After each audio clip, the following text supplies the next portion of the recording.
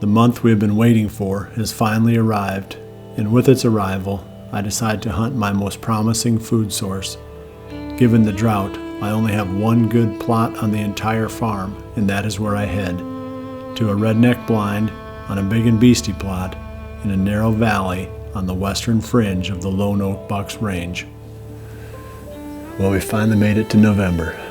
It's the annual, I don't know what you'd call it, the quest for the rut. The excitement that comes when we reach the month of November is finally here.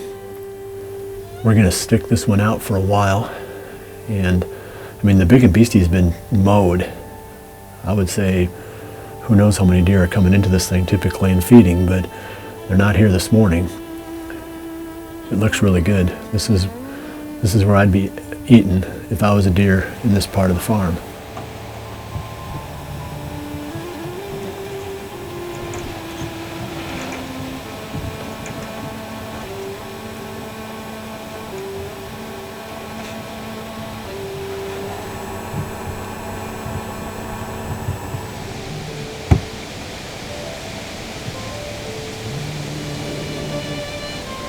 It's 1 o'clock in the afternoon now, and as promised, we're still in the same spot where we started this morning.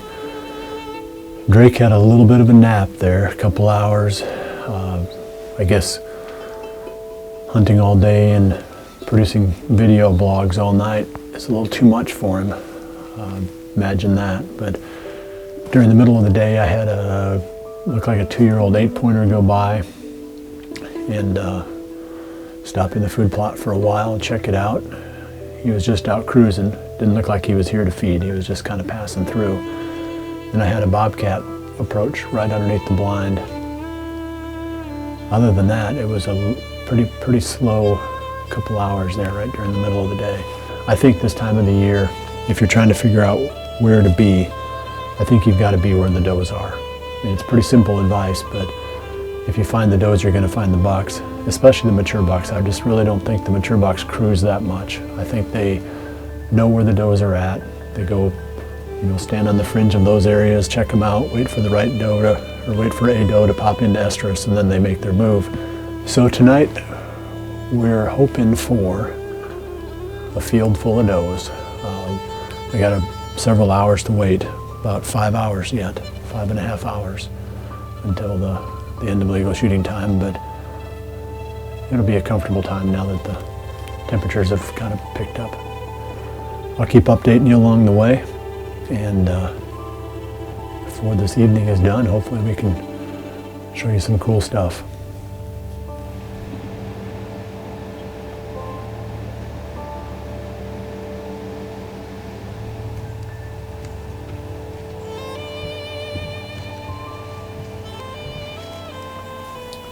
Down to the last hour of our hunt today. It's been steady, but I would say unspectacular. Unfortunately, we were expecting a little bit more out of this spot. There's so much food here. The plan for tomorrow with the northeast wind is to go back after that wide 10. And it's been a week, almost a week, 6 days since we've hunted that deer last. I think he's living right in that one little spot. I don't think that deer is covering much ground. Ran a lot of cameras around the area, and he only ever showed up on one camera. So that makes me think that, if we just put our time in there and hunt carefully around the fringes of where I think that deer is living, we've got a pretty decent chance of at least seeing him again. He's a cool buck. It'd be fun to get another crack at him.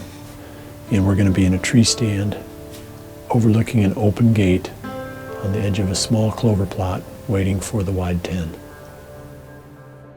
Frigid Forage Big and Beastie has become one of our go-to food plot products because it is very versatile. It will grow in a wide range of conditions, and there is something in the blend that deer seek out during each part of the season.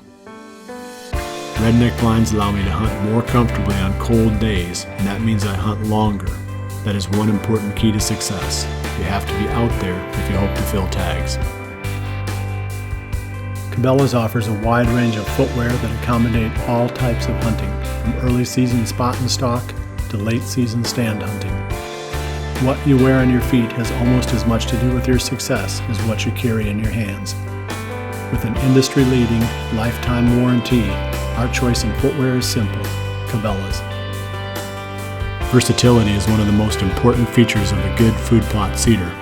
It must be able to plant a wide range of seed sizes at a wide range of rates and place them in the ground at the correct depth for each application. The RTP Genesis is ideal in each of these regards. Versatility is one of the things we like most about this seeder. The forecast for the morning of November 2nd calls for light and variable winds. Anytime I see that in the forecast, I avoid hunting my best stands or my top bucks. Getting in without being heard is tough, and then once on stand, too many things can go wrong when the day starts out calm. We made the right decision this morning not to go into that spot where the wide 10 is living. The wind has been switching about every 5 minutes. It'll blow, from the southeast for 5 minutes, and then it'll blow from the northeast for 5 minutes. And I wouldn't have wanted to be someplace where I had a certain buck that I was after. With these light and variable wind conditions, it's just a killer. So kind of keep that in mind. If you see light and variable in the forecast or really low wind speeds, stay away from your best spots because the chances of messing them up are real high. It's going to be a good opportunity to climb down, wait for these winds to stabilize. Hopefully that happens before midday, and then we're going to go after that wide 10 this afternoon.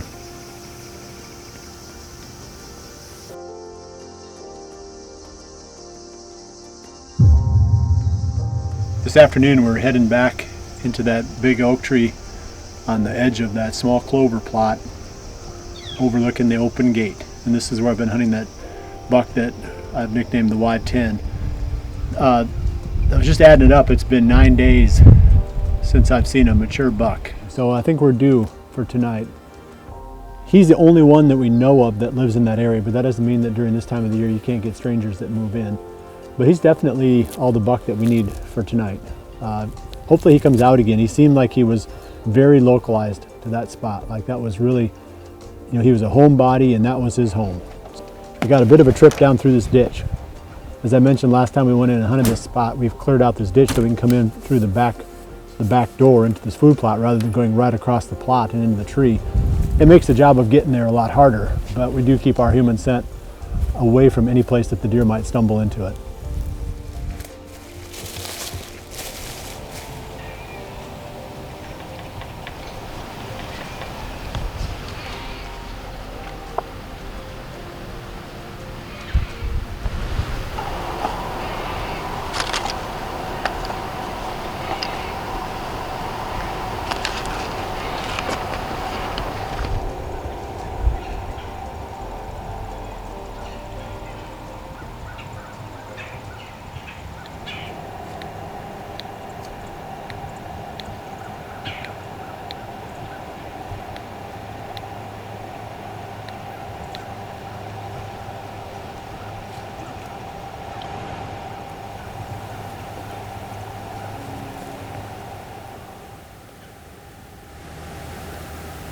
Running from something because I heard something running that way. Really? Yeah.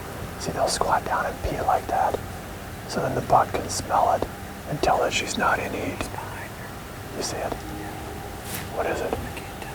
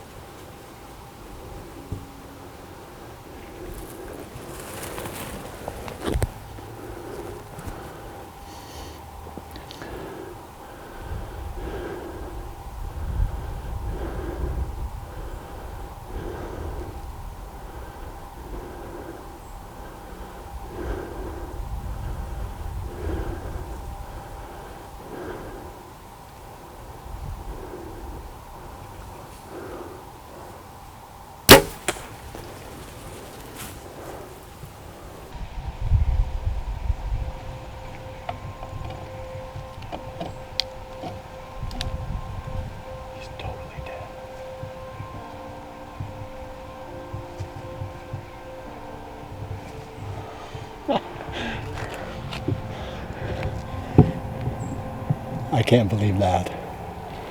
That's crazy. It's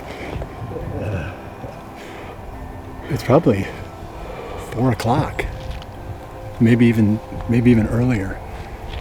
And that doe squatted when she came out on that point. She squatted and peed.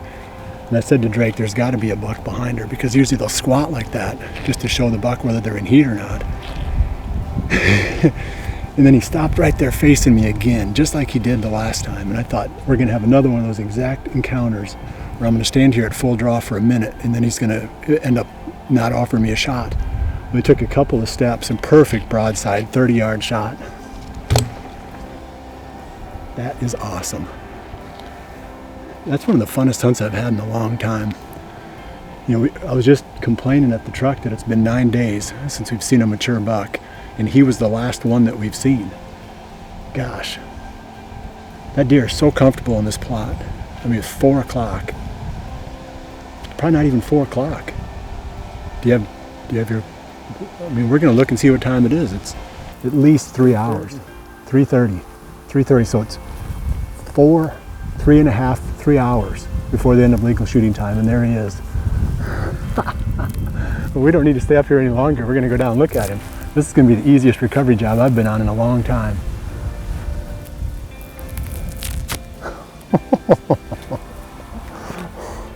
It just shows how quick your season can change during the rut. We're sitting here just thinking about how poor it's been, and all of a sudden, just like that, literally 15 seconds, 30 seconds, minute max, the whole season completely changes. Oh gosh, that was pretty crazy.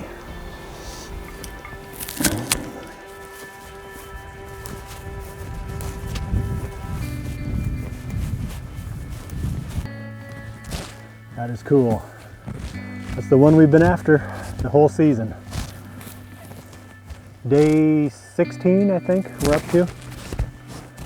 The interesting part on this buck too is every time we got pictures of this deer, every time we filmed him during the summer or this fall, it was right in this one little small area. He was the ultimate homebody buck. The other thing that's probably just as big a factor as any on this deer was that doe. And the first hot doe in any mature buck's core area is going to bring him out. Later on in the rut, it becomes less and less critical because, you know, there's more does coming in. But that first one, it attracts all the attention. He's a cool old buck, that's for sure. I don't know how old this deer really is. I pulled up pictures from, I think 2015, 16, and 17 on this buck. And he was about the same size every year. So he had to have been at least 3 years old in 15, which makes him at least 5 now. And my guess is that he's probably 6. I would say he's probably 6 years old. That would be my guess. But either way, he's going home in the back of the truck with me today. That's cool.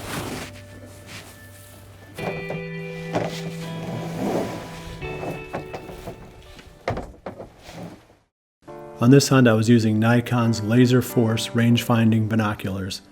I love them because now I can carry one piece of optics instead of two. The rangefinder reticle appears clearly in all lighting conditions, and the bino is top-notch. It was a Hoyt bow that delivered the perfect arrow on the wide 10. I've been shooting Hoyt bows since 1995. If you shoot a bow long enough, it starts to feel like an extension of your body. That level of comfort only comes when you shoot a smooth bow that fits you perfectly and gives you total confidence. Ozonics devices electronically change oxygen molecules into ozone molecules, which are unstable. As they rain down from the Ozonics unit, these unstable oxygen molecules try to stabilize by grabbing carbon molecules wherever they can find them. Human odor is primarily carbon-based, so the ozone eats up the scent molecules as the two gases mix in the airstream downwind of your stand. I take my quiver off when I'm whitetail hunting. By removing the quiver, I make the bow lighter and easier to handle in the stand. But I also reduce the side profile, so if the wind is blowing, it doesn't have as much surface area to push against. Fuse quivers are all quickly detachable, and they have convenient loops on which to hang them in the tree stand. Even as we were packing the wide 10 into the back of my truck, 120 miles to the southeast, Zach Rozmus uses a creative entry route to access the stand where he hopes to see one of his top bucks. Today is November 2nd, and I'm all set up for the afternoon hunt. Exactly 1 year ago today, I shot the biggest buck of my life, and that's actually from this exact stand that I'm sitting in right now. And it was very similar conditions that day as well. I'm kind of anxious to see how this access is going to work out for me. You know, I've talked about a couple times now where I've sat this stand. I built that bridge in the off season, and this is actually the first evening hunt where I've used it. Hoping to see a couple more mature bucks tonight. I had that awesome encounter with Gnarles a couple nights ago, and I'd love to get a crack at him, but I'd also, really like to see maybe Teddy on his feet, and then another buck I call Stubby. All of them have been regulars in this area, so I think there's a good chance I could encounter all three of them. Even one would be great, obviously. But I'm all nestled in and ready to enjoy tonight's hunt.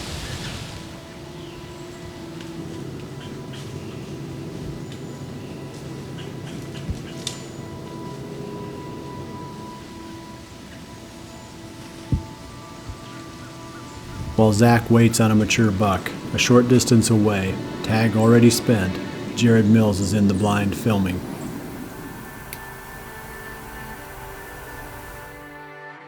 Well, it's November 2nd here, and I'm sitting in a blind this afternoon, but I don't have a tag. I killed my buck last Friday and haven't got my other tag yet, so tonight's just a scouting mission, coming out trying to get cool footage, and man, it's been an unbelievable afternoon. I think I'm up to 11 bucks already. It's not even 4:30. A couple good ones, one in full velvet.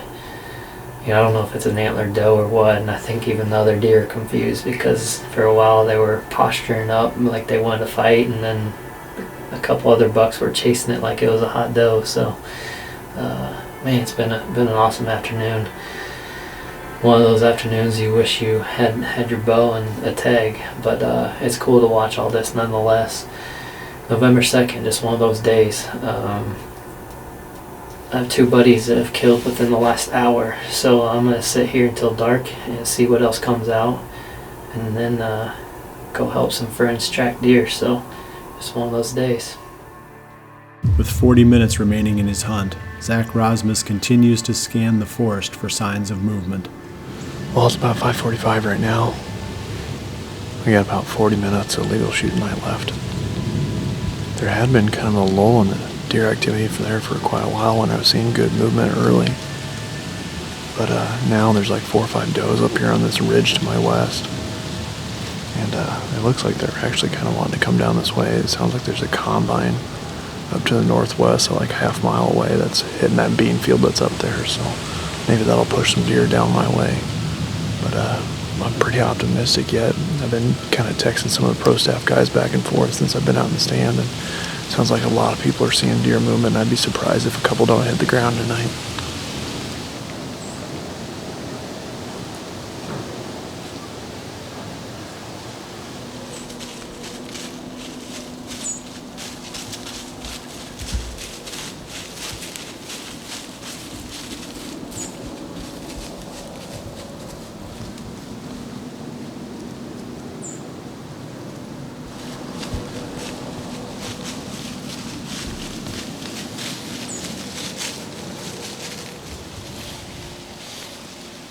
Yeah.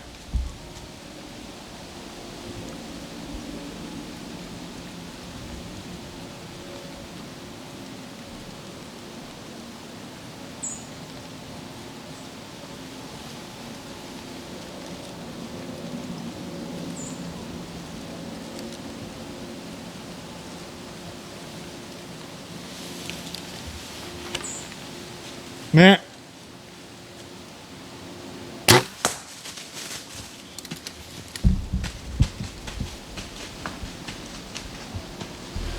Well, that's Gnarles. As you can tell, I'm pretty shook up, but that's that buck I had that really cool encounter with the other night.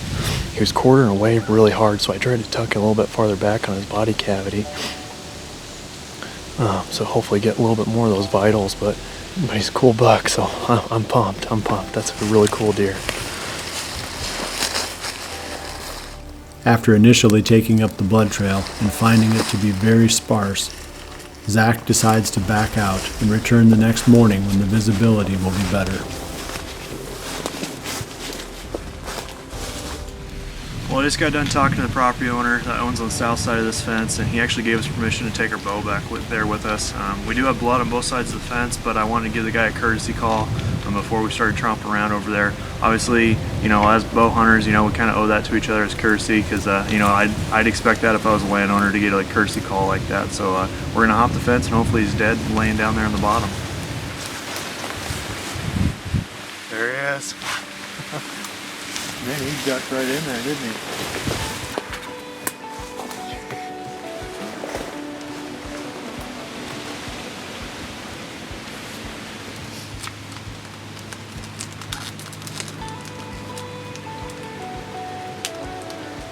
This is a deer I've actually had trail camera photos of for 2 years now, and every time I saw him in photos, he just looked like a monster body deer.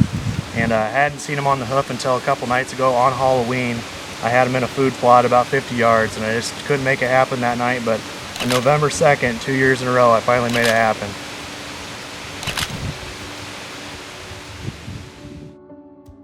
Realtree makes 12 different styles of their famous and highly functional easy hanger. You can find one that is perfect for holding your bow close at hand, stowing your gear, or positioning a video camera where you can easily capture your hunt. There's even a model that allows you to quickly attach a trail camera to a tree. Staying comfortable and hydrated through long, sweaty days requires a class-leading cooler, one that can take the abuse of life in a pickup bed and still hold ice for days. That is why American-made Grizzly coolers go with us on every scouting trip. Being able to thread an arrow through small openings can pay off in venison. For whitetail hunting, I like a sturdy arrow weighing roughly 5.5 to 6 grains per pound of your bow's maximum draw force. This produces quiet shooting and good penetration, but still permits a reasonably flat trajectory for shooting through openings. Easton's FMJ arrows fit this requirement perfectly. For more than 40 years, Wasp Archery has been making durable and dependable broadheads. They set the standard for the industry when they invented the first replaceable blade broadhead in 1972. This family-owned brand is built on a generation of innovation and continues to be made right here in the United States. Wasp offers a broadhead model for every style of bow hunting. Check them out at wasparchery.com. This is where I've been hunting that buck that I've nicknamed the Wide 10. He's definitely all the buck that we need for tonight.